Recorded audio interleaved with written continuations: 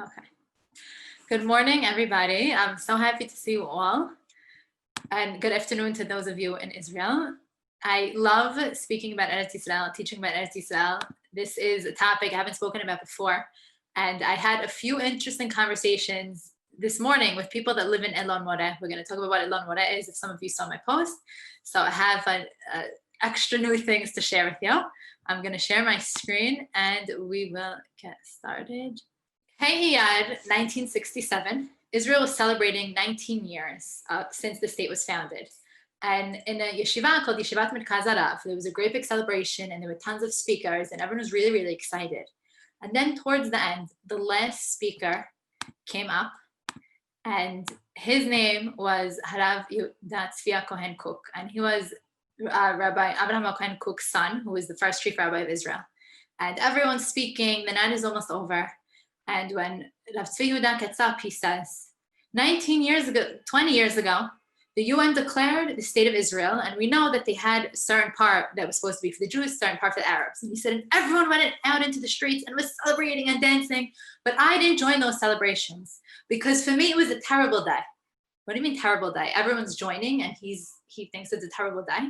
And then he continues, and as he's speaking, his voice gets louder and louder. And speaking to some of his students today, they said they felt like there was fire coming out of him, and he's speaking to all of them, and he goes, Efo Yericho shelanu? Efo Shechem shelanu? Efo Hebron shelanu? Where are all these places? We're sitting and celebrating, but we don't have the most basic parts of Eress Israel. And then the night ended, and his students were left with these questions that he asked. And 3 weeks later, we had the 6-day war. And it was now when the students looked back, and when we look back, we see that what Rav Tzvi Yehuda said, and here's a picture of him, he's speaking to some of his students, was prophetic. Because he says, Efo Shechem shelanu, Efo Yericho shelanu. And now, 6-day war, we have the answer. We conquered those areas. And happens to be that a lot of the students fighting in the 6-day war were his students. So they're fighting with that in mind. And he had this vision and desire for something that nobody could even dream about. I want to remember this point because I have something later in the class. Exactly this. Okay, I'm making a mental note to myself. So here's a picture of Rav Cook. I gave a Zoom about him. I must say, of all these classes I do on Zoom, I think my favorite one was the one I gave on Rav Cook. You could find it on YouTube if you type in my name. My life changed ever since I learned about Rav Cook. Change for the better. So this was his son that spoke prophetically about where are all these places. So now I want to ask you, how do we handle the gift of Yehuda and Shomron? What do we do with it? We just got this whole area. Now, what is Yehuda and Shomron? I'm throwing out this term. I'm going to explain it. When talking about Israel, a lot of times there's these terms that are used, and some terms are used in English, some in Hebrew. There's certain terms I prefer. I'm going to tell you what I prefer and just give us a sense of it. Now, these areas are areas that are less frequented. And I always love giving ideas for bar mitzvah trips and for your next trip to Israel. I hope that the skies will open up soon. You can all come and run on a plane here and visit these areas. But by the end of the class, I'm sure you'll be convinced that you want to come and visit. So what do we do now? 6-day war, we have this huge area. So I want to show you on a map. Wow, I'm so sorry about that the internet just stopped on me. I hope everyone's still there. So I'm going to continue where I left off. Oh, that was so weird. It was like, oh no. Okay, so I want to ask you, what is Yehuda and Shomron that I just said? How do we deal with the gift? If you Google a map of Israel, a lot of times what comes up is a map. And if you guys see here what I circled in red, hold on, let me just see that people didn't get kicked out. Okay, if anyone got, can you guys hear me? Because I know I got kicked out of my own Zoom. And yeah, we could hear you. Perfect, thank you. Okay, great. Amazing, thank you. So if you've ever noticed in Israel, when you look at a map, if you look inside the red circle, there's this dotted line.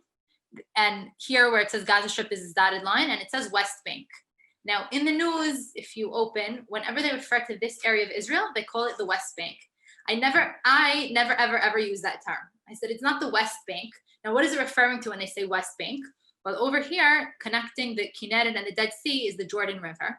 And this area is west of the Jordan River, so it's called the West Bank. Now, I don't like calling it the West Bank. I like calling it Yehuda and Shomron. And a lot of people living in Israel, that's the term that they use. Now, why is it so significant to call it Yehuda and Shomron and not the West Bank? And where does that name come from? So I'm going to show you in a second. I just want to show you another map to test myself. I said, I wonder if I type in map of Israel, what will come up? Right away, this is what you get. You have the West Bank clearly delineated and the Gaza Strip. I'm going to explain more in a minute why that line is there. But here, we know Eress Israel was divided into Shevatim. And if we look on the bottom, we have Yehuda. And on top, in this area over here, we have a city which was the capital of Malchut Yisrael when the kingdom was divided, called the Shomron. So this whole area is referred to as the Shomron. So when I say Yehuda and Shomron, I'm talking about. Hi, I don't know why my Zoom keeps breaking on me. I hope it won't happen again. This is very weird. It never happened, but I'm gonna continue from where I left off. So Yehuda and Shomron is this area over here based on the Shevatim. Now, this was largely the area that was conquered after 1967. So if we go back and we see the dotted line, there's a dotted line because whatever was in the borders of Eress Israel before 1967, look how narrow it is. It was this green, this over here, and this all was not under our control. So people today, now what do we do with Yehuda and Shomron? We're going to talk about it in a minute, but let's say we said, okay, we're going to give it all back. Look how narrow Eress Israel is that we would live in. So I'm going to talk about land giving back and then tell you the direction I want to go in with this class. So we said Yehuda and Shomron. When I use that terms, this is what I'm talking about. Now, all the areas that you see in this beige color, this is what HaKadosh Baruch Hu blessed us to get in 1967. So the Sinai Peninsula, we gave back to Egypt in 1982. Gaza, we gave back in 2005.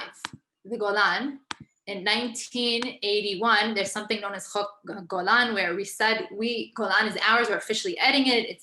And we know, I think 2 years ago, it was in the news because President Trump said we're officially recognizing the Golan Heights. Now, what about this area? What about Yehuda and Shomron? So I opened it, I said, how do we handle the gift of Yehuda and Shomron? Now, I see it as a gift, like, wow, what a gift. And we opened with Rav Tzvi Yehuda, who said, what about all these areas? What about Shechem, Hebron? That's all in Yehuda and Shomron. But some people say, it's not a gift. We don't need it. It's such a headache. Let's just, there's millions of Arabs that live there. There's also tons of Jews that live there, thousands and thousands. Let's just give it back to them. So this area, it's still not clear. And if you follow the news, a lot of times they talk about building. Could we build in this area? Could we not? Now, in order for Eress Israel to expand, you need to build. If you can't build, it doesn't expand. And it's always contested. Right now, the law in the state of Israel in that area is military law. Just practically what that means, 2 years ago, they made this rule in Israel that when you go to the supermarket, if you want a plastic bag, you need to pay, how much is the pay? 10 agurot, which is like a penny. And that law is anywhere that's considered Israel. But if you go to, let's say, Efrat, you don't have to pay because it's not considered under the law of the state of Israel. It's considered military law. So that's just a practical example. Now, what do we do about this area? So there's two options. We could give it back. And unfortunately, fortunately, we conquered Har HaBayit in 1967. But unfortunately, we kind of gave it back. Moshe Dayan said, why do we need Vatikan Hazeh? Why do we need the Vatican? That's how we refer to Har HaBayit. He said, you take control, we'll be in charge of a certain thing. So Yehuda and Shomron, do we say, we don't want to deal with it, we'll leave it as it was? Or option number two, we settle it. What do you mean? It's ours. We take it, we go, and we live in it.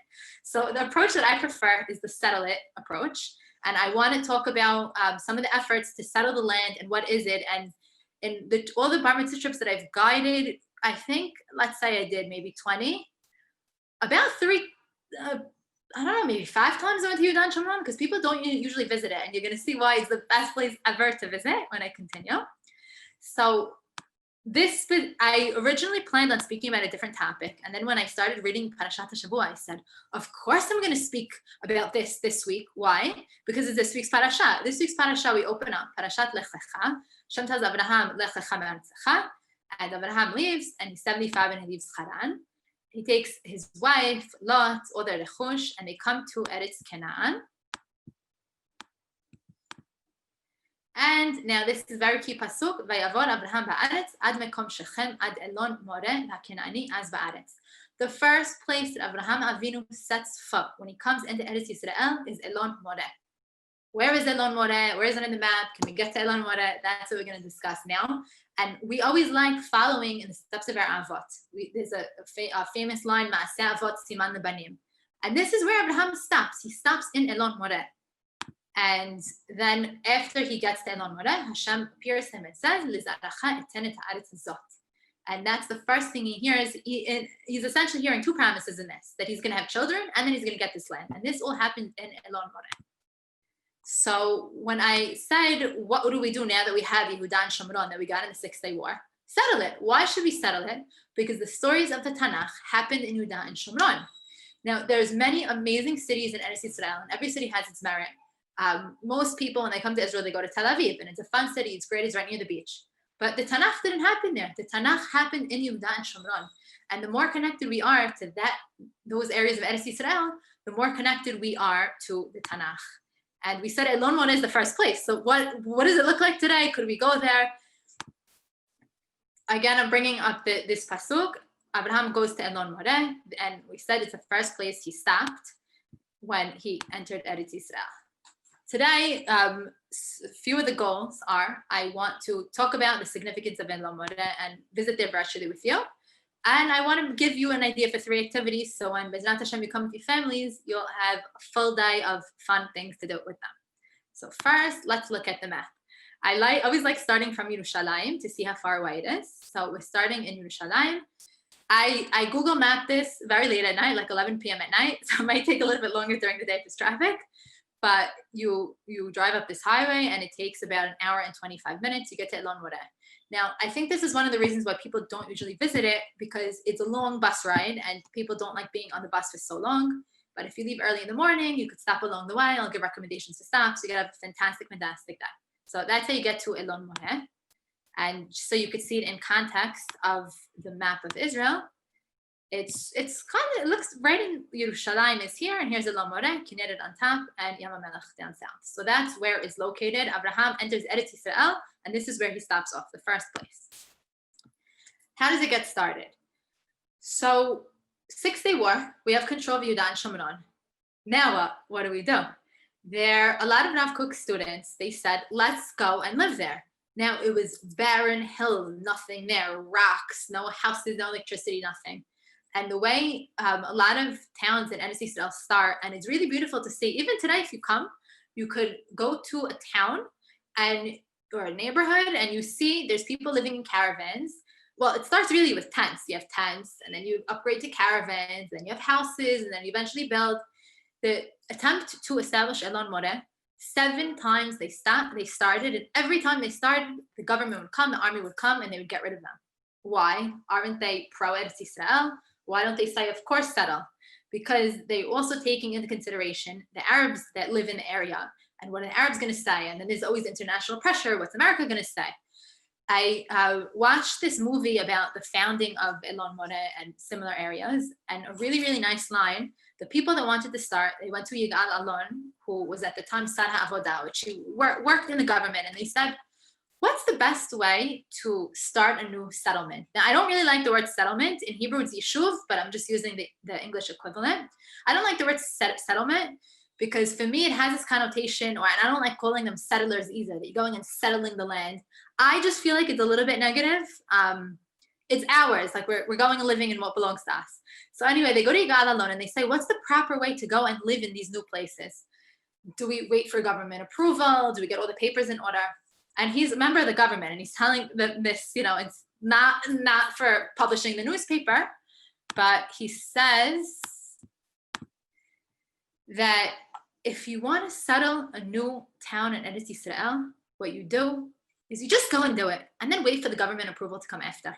Now, it's extremely frustrating to do something like this, and you can speak, when you come to Eress Israel, I really recommend this, and I'm happy to set anyone up with this experience if they like.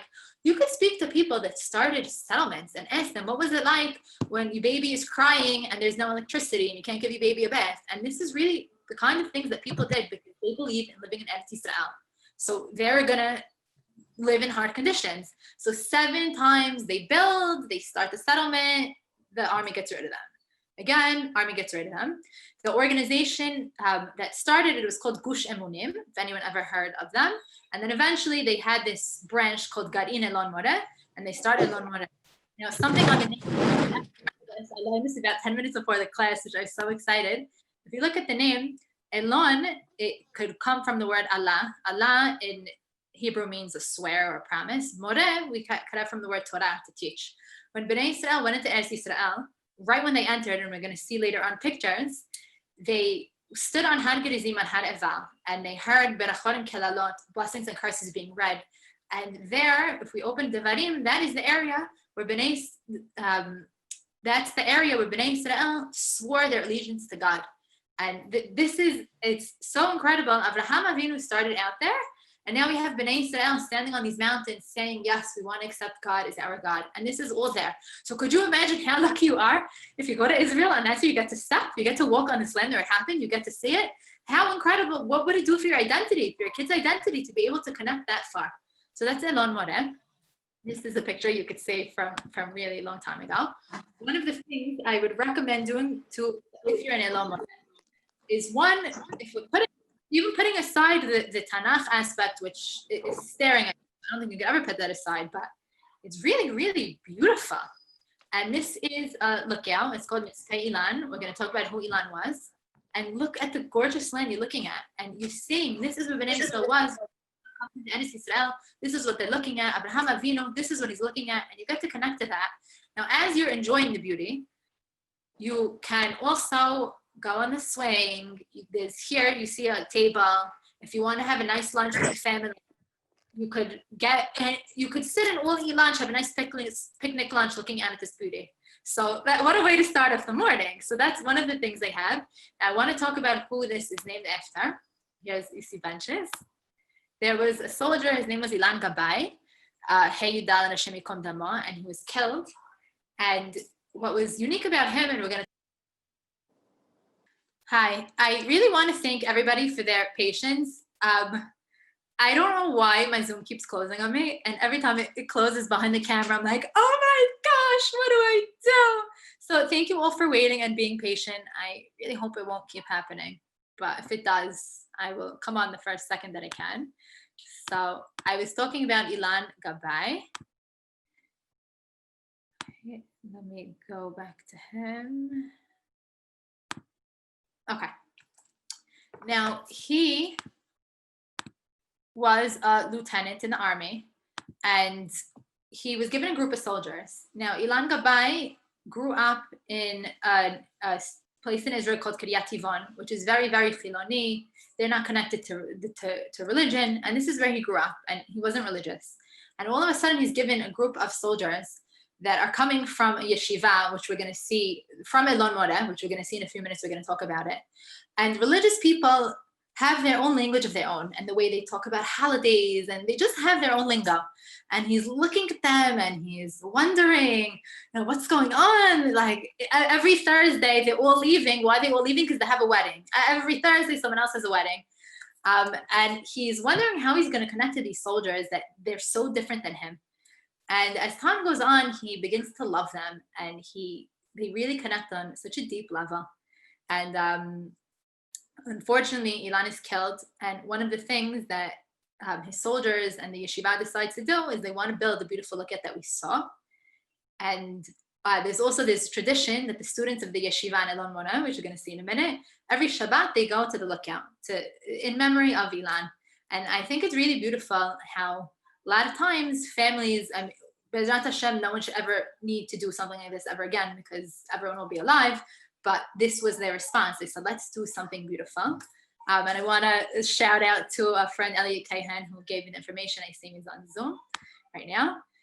Now, going right into another amazing thing at Elon Moreh, they have a Yeshivat Hesed. If anyone has ever heard of a Yeshivat Hesed, what that is, so the way it works in Israel is every Israeli citizen must join the army, girls and guys. Now, if you are a girl and you're religious, you could get exempt. And a lot of times girls do something called Shirut Naomi, national service, where they volunteer for a year. If you are Haredi and learning Torah, you are exempt.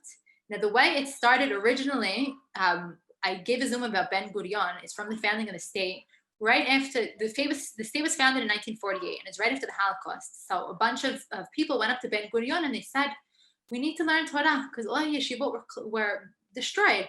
And Ben Gurion, even though he wasn't religious, he appreciated it and he said, you're right, I want you guys to learn Torah. Now, he didn't have any intention that it should turn into what it is today with thousands and thousands of people that are learning and not serving the army, but that is what happened. It was from the founding of the state. So Haredim, for the most part, don't serve in the army, although there are some that do. Girls don't have to, although there are girls that do. If you are Chiloni and you're not learning Torah, you drive to the army. Now, there's another option which was created, and that's something called Yeshivat Hesed. We opening the Tanakh, we see tons of examples, especially in the Nevi'im. We see with David HaMelech, in Sefer Yoshua, also that there is a huge, huge value to learning Torah. And the way Eress Israel stays alive is really in the zechut of all the Torah that's learned. Now, of course, you need the army too, because the Torah is not enough. You need both. But there should not be, Torah is super important. And what a student does that wants to study in Yeshivat Hesed, they say, I really value learning Torah, and I really value fighting in the army. So what I'm going to do is I'm going to learn in yeshiva and do it and then fight in the army. So it's an agreement that these yeshivot have with the army, where they'll sit and they'll learn for a few years, and then they'll go to the army for a year and a half, and then they'll come back and continue learning, and that's about 5 years. Now, a lot of Yeshivat Hesed students, they join combat units, and from speaking to friends that are in the army, they said that these students are usually the most motivated, because if you're fighting in the Israeli army and you have a connection to Tanakh, which you do if you're coming from yeshiva, then you see, wow, I am part of David HaMelech's army. I'm continuing the fight. And when I read Tanakh, I think, imagine I was a soldier. I'm reading these Pesukim where Bnei Israel getting chizuk to continue fighting, and this is what I'm doing. Like, how incredible is that? And there's a yeshiva in Elon Moreh where the students do just that. Now, I've only been to a yeshiva twice in my life. The Yeshivat Hesed, I know it's also not usually on an itinerary in bar mitzvah trips, but if you've never been to a yeshiva, go, because it doesn't compare to truth. I don't know that I could say this because I've never been to a yeshiva in Brooklyn either, but I want to describe what it's like in Yeshivat Hesed. I was in the Yeshivat Hesed of Elon Moreh about a year ago. It's called Birkat Yosef because we're in the Nachalav Yosef and you see the Shibolim from his dream.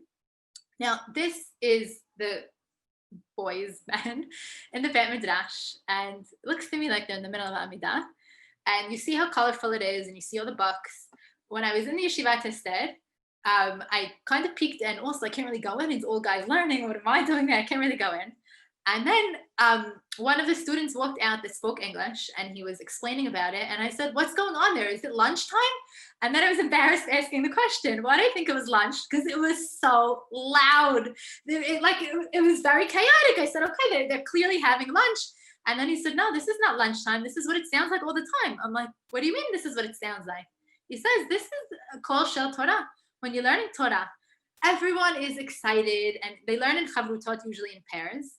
And they said, well, how could you hear your friend? They said, you could hear. You're sitting next to your friend, and everyone's so excited, and that's what it sounds like. And I never heard anything like it. And for everyone to be learning Torah so excitedly and so happily, so that's something that goes on in a Bet Midrash, and you really feel the people's love of Torah there. And then they're going and serving in the army, and they're bringing the love of Torah with them afterwards when they fight. So I recommend visiting a Yeshivat Hesed. It could be anyone. This one is in Elon Moreh.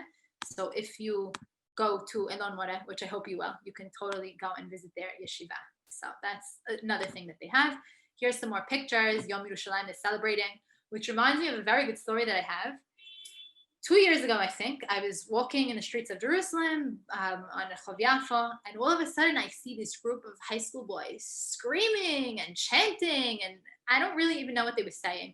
But I was with a friend and I looked at her and I said, is this not the most amazing thing you've ever seen?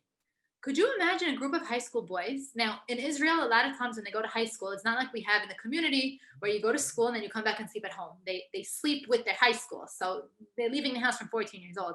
And all of a sudden, I see these high school boys all screaming and chanting. And I look at my friend and I said, this is one of the most amazing things I've ever seen.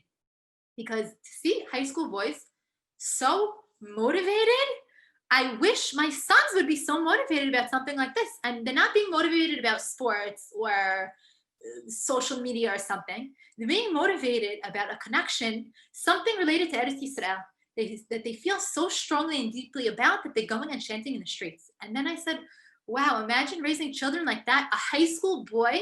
That's what they're sitting and doing with their time, fighting for a cause that they believe in. And when I look at this picture of them celebrating Yom Yerushalayim, I feel the energy in the room. And my example was from high school. And then if they continue on to yeshivot for a few years, this is really the foundation that you're giving people. So I think it's really just incredible how people grow up in Eress Israel. And segueing from the atmosphere of a yeshiva, one of the incredible things about living in Eress Israel at this time, well, any time, but especially now, is that the nevuot come true. And there is a nevuah, Sefer Yirmiyahu, the Beit HaMikdash is destroyed, but we want to give hope to the people. And it says, Od titei charamim beharei Shomron, nateu notiim b'chilalo. The Kadosh Baruch Hu says, the day will come where you will plant vineyards again on the hills of the Shomron. And you see this picture over here, you see the beautiful grapes on the hills of the Shomron. And driving the hour-and-a-half drive, which you could stop on the way, to Elon Moreh, one of the amazing things you'll see is if you look at the windows, the beauty of Eress Israel just overtakes you. A lot of times when I'm on a bus and I'm talking, especially when I'm going to the Dead Sea, I start talking and explaining and to the right and to the left. And then all of a sudden I stop and I say to the group, I can't speak anymore because I'm just too overwhelmed by the beauty of Eress Israel. It just takes my words away. And then I quote from Tehillim, David HaMelech says, L'cha dumiyat tehillah, that the praise of God is just silence because how many words could you say? And the drive to Elon Moreh is absolutely gorgeous. And this is what you're seeing. And you're seeing the nevuah coming true. Vineyard, you look outside, I will tell you to the left, you see a vineyard on the hills of the Shomron, you open your Navi and that's what you're reading. So it's really an incredible thing. And now that we're talking about vineyards, for those of you that like wine, another incredible thing is they have this winery called Yekeb Kabir. And here's some pictures, the winery, they have a fantastic dairy restaurant. Here's some of the wine. Their wine wins so many awards, and the grapes that they grow, they give to other wineries. A lot of people have gone to Psagot Winery, which is a little bit closer to Yerushalayim, and they also have a great, great restaurant there. The wine, the grapes that Psagot uses is from here. So now you're at the source, and it's just so beautiful. So that's another thing that you could do. You start your morning, you have breakfast at the lookout, then you go visit the yeshivat instead. You can speak to the people. Then you come to the winery for lunch to taste wine and eat. I'm planning out a whole day for you. And then another incredible part. Oh, I also want to go back to this. I visited this Elon Moreh 2 years ago because I wanted to see if I bring a group of people there, what can they do? And of course, my mind always goes straight to kids because I really think a trip to Israel is about the kids.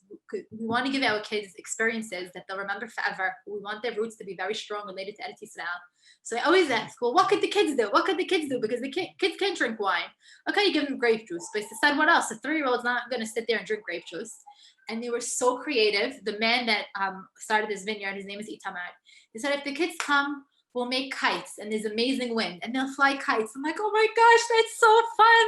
Like I just all these creative activities. So there's something for everybody that people could do and enjoy. So that's with this. And then there's another amazing, amazing thing. And I have a really great story to tell you now.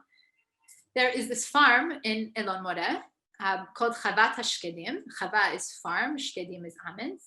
And you see a picture here of sheep and goats. Now, about an hour ago, I spoke to the man who started all. His name is Nati.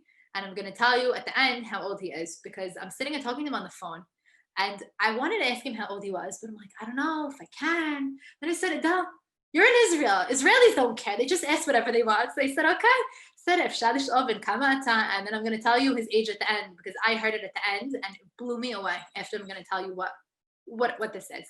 So he has this farm with sheep and goats, and I think it's just so fun to see animals because it connects you. We're talking about Abraham. Everyone is a shepherd. Abraham has tons of sheep. We know that he's separated with Lot, and all the Avod have sheep. And then David HaMelech, they're all farmers. So you could connect on that level. Also, Bnei Israel. There's tons of examples where we're related to these animals and could connect. And something I also never thought of, one of the advantages, and hi everyone, thank you for still being here. I don't know why My Zoom keeps crashing, but we're back. So, okay. One of the things that I never realized about having sheep, it's really, really smart to raise sheep in Eress Israel, because if we connect back to what we said earlier about wanting to have more land, if you have sheep take up a lot of land when they graze. Let me see if my next picture is of sheep, and I have a few more. Look how, and they move. And if you've ever have experienced the beauty of seeing sheep graze on a hilltop, it's absolutely wonderful to see. You could see it all the time when you drive along the highway. And when I spoke to Nati this morning, I said, why did you decide that you want to start a farm? So he started this farm 7 years ago. He said, the reason why is, one, because I love Eress Israel and I want to live in it. Adele, and two, when you have sheep, he says, Adele, you're not sharing your screen. What's that? You're not sharing your screen.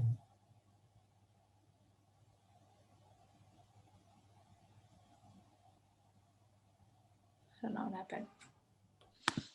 happened. You guys can hear me, right?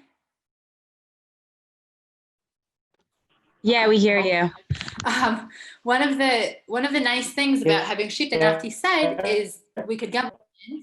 And he said all the land in which the sheep graze, the Arabs then they don't come to, because the sheep are grazing there. So it's a smart plan. I never thought about that having sheep graze enables you to get more land, and the same for vineyards or anything you plant, because then you have more area. So this is his sheep, and he says he raises the sheep for their meat, and then he sells them, and this is what it looks like. Now over here you see, so the animals are in there, and when he came, the entire hilltop was barren. There was nothing. If you guys look on the sides and you see the rocks, that's what he found. And he came with his wife, and because they said this is something that we want to do. And then I asked him, I said, if you could, I told him I was giving this class. I said, if you could give, you can't see my screen. Hold on, let me. Do you see it now? No, we don't see your screen. Do you see this? No. Oh. Okay, let me try. We see you. We don't see. Let me try again. Really, everyone, thank you for being so patient. And still not? No. Do you see it now, or you still don't see it? No, we only see you, not your screen. Do you see the screen now? No. Can you hear me?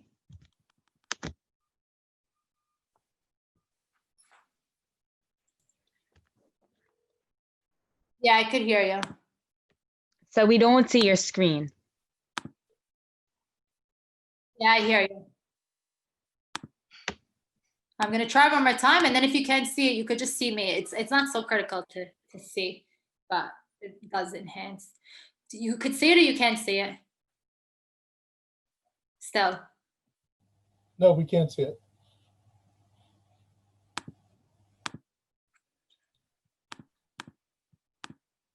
Okay. Can you see me? Yes. Could you see me? Yes. Oh, yes. Okay. So, okay. So I'm happy you could see me. We could do it without. I'm gonna still click the share screen feature. So if it ends up working, you could see it, and if not, it's fine. It's not critical. Oh, you see it now?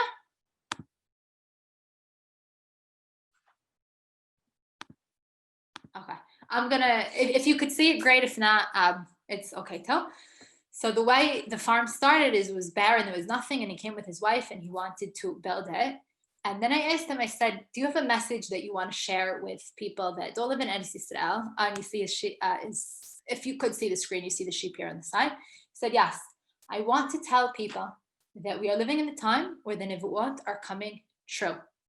And then he quoted the pasuk that I showed earlier about planting vineyards in the Shomron. And he said, my great-grandparents were both killed in the Holocaust. And if they even knew that they had great-grandchildren, they would not believe it. If they knew that they had great-grandchildren living in Eress Israel, they would not believe it. If they knew that they had great-grandchildren living in Eress Israel on a hilltop by themselves, they would not believe it. Now, Nati does not live by himself, so him and his wife have 7 kids. There are 7 other families that joined. There's 6 other families that joined, and they just built a shul, which I'm going to show you if you could see the screen, and a mikveh they're working on. So he's sitting and he's speaking with such passion about Eress Israel, and he owns all these sheep and the farm, and he also has a small vineyard. And then I ask him, I say, do you mind if I ask you how old you are? He says, sure. I'm 34. And then I was like, what? You're 34 years old and you did all this? And his voice was young, so I figured he was young. And I think it was just super impressive. So here's, if you could, whoever could see, if you could see the pictures, some of the grapes from the farm, the shul. And something else that I want to talk about, and we're nearing conclusion, is as you continue your day in Elon Moreh, nearby, they have this lookout called Mitzpeh Yosef. And in Mitzpeh Yosef, when you look out, you hear the word Yosef, you could see Keved Yosef. In this specific picture, you can't, but there's another one that you can. And I'm going to leave the screen share on because if anyone really wants to see the pictures, they could watch it on YouTube after it'll work, I hope. But in this specific picture where you're looking out at is ancient Shechem. Now, what happened in Shechem? So if we open up the Tanakh, Abraham bought Shechem. It was a piece of land that was purchased. The story with Dinah and Shechem ben Hamor happened in Shechem. Yosef went to see his brothers who were shepherds in Shechem. And Yosef was buried in Shechem. In Sefer Yoshua, it says they brought Yosef's bones and they buried it in Shechem. So we're in Elon Moreh, and it's right near Shechem. And we connect to Abraham and Bnei Israel. And then we look out over Shechem. Now, Shechem, we spoke earlier about names that we use. A lot of times on signs, it says Nablus. Nablus is the Arabic way to refer to Shechem. I never, ever use that because it's Shechem. It's not Nablus. I mean, it is too, but it's Shechem.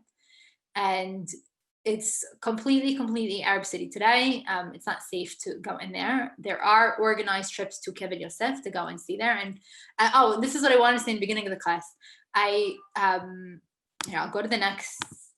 Wait, I'll go back in a minute. Okay, so here, if you look at in blue, circled is Keved Yosef. There's like this little white tent where Yosef's Keved is. So I had this picture on my phone from when I was in Elon Moreh, and I sent the picture to a friend, and I said, could you circle Keved Yosef with me? So he circled it, and I said, I wish right now I was standing there and looking out at it.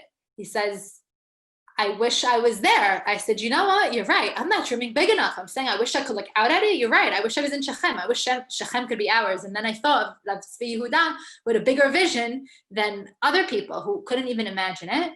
So I want to go back a second. If we zoom in to Shechem, where the city was, that we just read about the city, what happened there. So this is also a view you could see. We have Har Gerizim and Har Eval, the mountains of the Berachot and the Kelalah, the blessings and the curses, and look how gorgeous it is. It is just gorgeous. If nothing else, worth it to go there just for the beauty. And here is a zoomed in picture of remains dating back to the time of the Avot. Here's a wall. And this is Keved Yosef. Now, I would like to summarize. I opened up with a question, how do we handle the gift of Yehuda and Shomron? And we spoke about Rav Tzvi Yehuda, who said, where's Shechem? Where's Hebron? You can't stop unless you... No pictures. Okay, I'm so sorry the pictures aren't working. Use your imagination, and then afterwards you could look at it. I'm going to try to figure out why this Zoom had so many technical issues, but you could just hear my voice. So then I'm just going to... Oh, wait, okay, so you could see me, and I'll just... we're done in a few minutes anyway. So... Rav Tzvi Yehuda, who said, where is all this Shechem, Hebron? And 3 weeks later, this all came true. Then we continued, we saw a map of Yehuda and Shomron, and we spoke about what does it mean? What area are we talking about? Why is it called that? And we also said how important it is to use these terms. It's Yehuda and Shomron. Yehuda is connecting to Sheva Yehuda. It's ours. You can use whatever term you want. I like using that. I don't really enjoy using the West Bank. Then we said, okay, let's zoom in. Let's visit Elon Moreh, the fabulous Elon Moreh, where Abraham Avinu took his first steps into Eress Israel. And we spoke about some sources in the Tanakh. We spoke about the group of people that 7 times they start, fail. Although it's not a failure because it's on the way to succeed. And now we have Elon Moreh. Elon Moreh today, if you go, I didn't even show you pictures of the houses, but there are 2,000 people living in Elon Moreh, about 350 families. And they have schools and they have shuls, and it's a beautiful, beautiful community. And it started out a barren hilltop.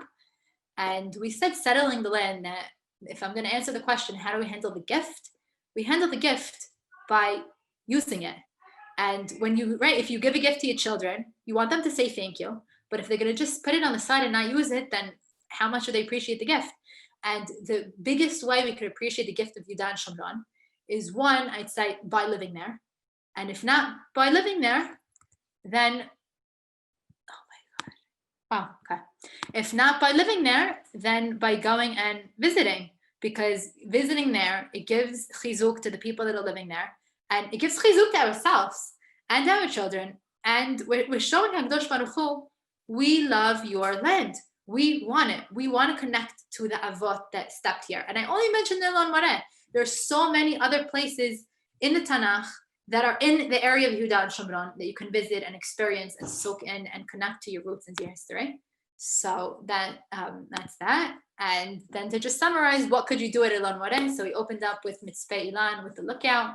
We spoke about the Yeshivat Hesed, which is an amazing concept and beautiful to listen and see people really learning Torah with their heart and souls. The winery, because of course, we also need physical nourishment, a great lunch and wine, and you could have a fun day at the farm in Chavat Hashkedim, and you can meet Nati and his family.